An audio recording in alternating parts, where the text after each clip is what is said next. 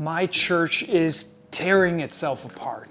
Now, if you don't go to church, this might be one of your top criticisms of church, right? All the infighting. And if you do go to church, maybe this is one of your top pain points. Watching or participating as your church tears itself apart, arguing over different things. And in this video, I want to point out two things. One, it's nothing new, and two, something you can do. First, it's not new. This is not American evangelicals' fault, although they're brutal culprits. It didn't start with the Protestants and the Catholics, and it didn't start with the great schism of the Eastern Church from the Western Church. Disputes have been in the church from the beginning. It's nothing new. One of Jesus' disciples, a guy named John, who was actually famous for writing 3 of the letters that we still have copies of, the book of Revelation and the Gospel of John. Well, he started some churches in the 1st century. No, not those. Not those either. I mean small communities of 10 to 50 people who would gather in homes, around tables, eat meals together, pray prayers, serve their neighbors, and commit to following the teachings of Jesus together. But as is the case with any honest community of people, arguments started breaking out. In John's case, it was over different points of theology. In particular, they were arguing about how people should define and deal with sin. And there weren't just 2 sides of the issue either. It was complicated and multifaceted, but these disputes were threatening to tear his communities apart. So John wrote a letter to them that was intended to try and hold all the factions and parties together by giving them a common identity that they could all rally around, a common agreement that could bind them together despite all their disagreements. Which is something that the modern church could learn from, right? I mean, if you go to and participate in a church, heck, if you go to and participate in any institution, but you only go to and participate in the ones that fully agree with you about everything all the time, I'll let you in on a little secret. There's some things you haven't learned about them yet, or they're actively lying to you, and you're settling for a very lonely existence. Church should never be a place where everyone agrees about everything all the time. That'd be weird. But John was seeing the disagreements destroy the community. So he wrote to them to give them a common identity that they could rally around. And that common identity was Jesus. And since their arguments were about sin, he did talk about sin a lot in the letter, but what he wrote about Jesus was shocking. He said, "My dear children, I write this to you so that you will not sin. But if anybody does sin, we have an advocate with the Father, Jesus Christ, the righteous one."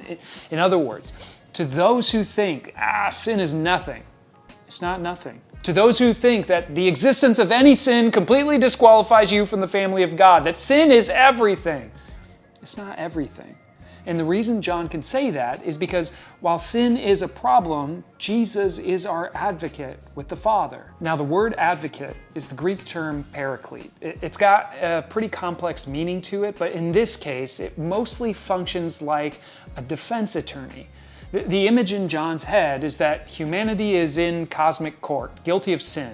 And when he talks about sin, he's talking about intentionally living in a way that violates peace with others, peace within, peace with the dirt you live on, and ultimately disrupting the peace with the divine. Humanity is on trial, accused of sin, detrimentally disturbing the peace. And God the Father is the judge, and Jesus is our defense attorney. Now, you may think, well, I don't like the image of God as judge. And look, I get that. That image has been misused in order to abuse people and try to control their behavior for centuries. I have a lot of thoughts on God as judge, but we'll have to save them for another video. John's point here isn't really about whether or not God the Father is judge. His point is to articulate something about the character of Jesus, a point he wants his people to rally around. Jesus is our advocate. He's our cosmic defense lawyer. He stands before the judge on our behalf and pleads our case. The way John sees it is that Jesus keeps humanity from getting sentenced for what their peace-disturbing crimes deserve. How?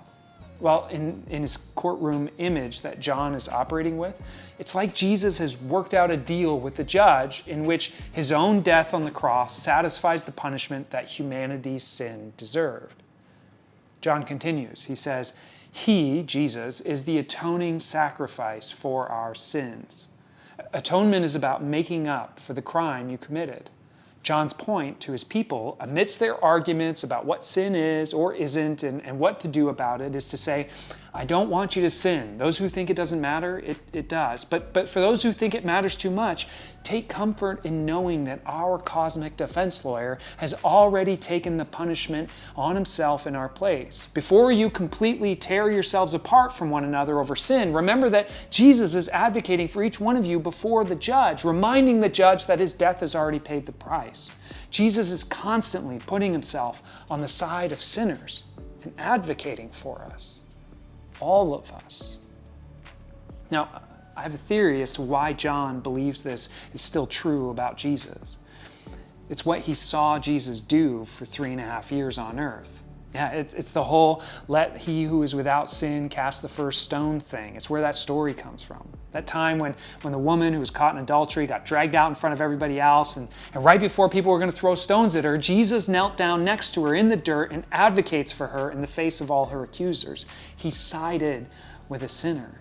And this wasn't the only time that John saw Jesus do this. He was there when Jesus stood with and ate with and partied with and walked with and talked with sinners. He healed them and loved them and cared for them and befriended them, and ultimately he gave his life for them. Whatever you do or don't think about sin, what it is, what it isn't, what to do about it, we can all argue about that till we're blue in the face. And by the way, we should. Because sin is the culpable breaking of shalom. It's when we break the peace in our relationship with others, ourselves, the dirt we live on, and ultimately the divine, and that's hugely important. We should argue about it and discuss it and debate it for the sake of people's peace. But we should do so understanding that being right about the ways in which we're wrong doesn't make us right with God. And this is John's point for his church communities that are tearing themselves apart. Being right about the ways in which we're wrong doesn't make us right with God. It doesn't restore our peace. Jesus does. He's our advocate. He gave his life to atone for our sins, however they're defined in the end. And that's something we all have in common. You see, John gets super shocking with the second half of that line. He finishes it by saying, and not only for ours, but also for the sins of the whole world. Christians, especially those of us who are Calvinists, maybe another video. John thought Jesus' death was for everyone's atonement. He thought everyone was worth dying for. He's advocating for everyone. Are you? Or are we tearing ourselves apart in order to get it right about the ways we get it wrong, thinking that'll be what makes us right in the end? Here's the point. If you're a human and you fall short, the original Christian message according to John, not the North American 21st century sold out to materialism and greed and partisanship and consumerism version, no.